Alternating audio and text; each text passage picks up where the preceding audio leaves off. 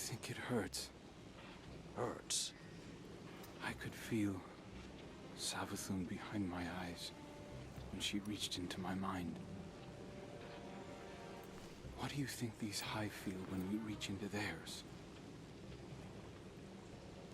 I also find the Scion's methods unsettling, but they can uncover Savathun's plans more efficiently than I ever could. Better to just put them out of their misery. Keitel believes these Hive might hold deeper secrets. Do not make the mistake of thinking these things deserve your sympathy. Even though they have the light. Maybe you were the wrong person to put on this assignment. They may be our enemies, but this feels like a new low for the Vanguard. For Zavala. Watch your mouth. You New Light see Zavala as some toothless diplomat, but you wouldn't believe what he's sacrificed to become the man he is. Someone who will make the hard choice, and make sure his people understand why. Then I can't wait to hear the speech about all this. You want a speech? Today the Vanguard did what had to be done. Mercy prevailed. Speech over. Say it a little louder. I don't think this guy could hear you. This doesn't look like mercy to me. Then you're not looking hard enough.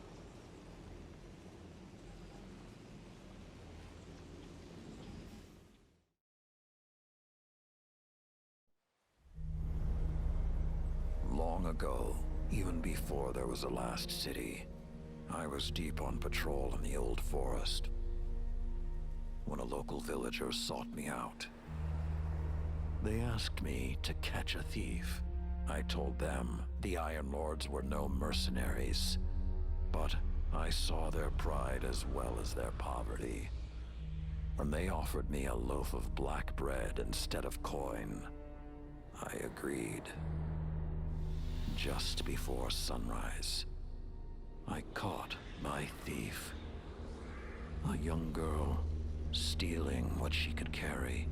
Food when she could find it, coin when she couldn't, weapons to protect what she had taken.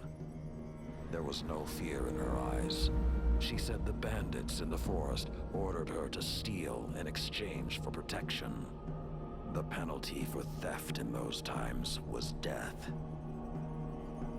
Instead, I pulled the crest from around my neck and pressed it into her hands. I told her the wolves would protect her. In a settlement rich with stolen supplies, I found the bandits and cut them down. 38 lives to spare one. And for a time, I believed that was mercy. Many winters passed before I found myself back in that part of the old forest. This time, no one sought me out. So I sought them instead. Wind blew through rotted wood and rusted metal where the village once stood. And behind it, graves. Then piled stones, then bare mounds of earth, and then a pit. My blood was high. I tore through the forest, hunting for those responsible. Finally, in a settlement rich with stolen supplies, I found her. A lightless woman, with my crest around her neck. There was no fear in her eyes. She spoke plainly. When the villagers could no longer tithe, her wolves no longer protected them. She bled them dry, and when they had no more to give, she sent in her men, unleashed her wolves. Mercy to an enemy cannot come at the cost of mercy for their victims. The right path isn't always easy to find, But once you do, the only question is whether you're strong enough to walk it.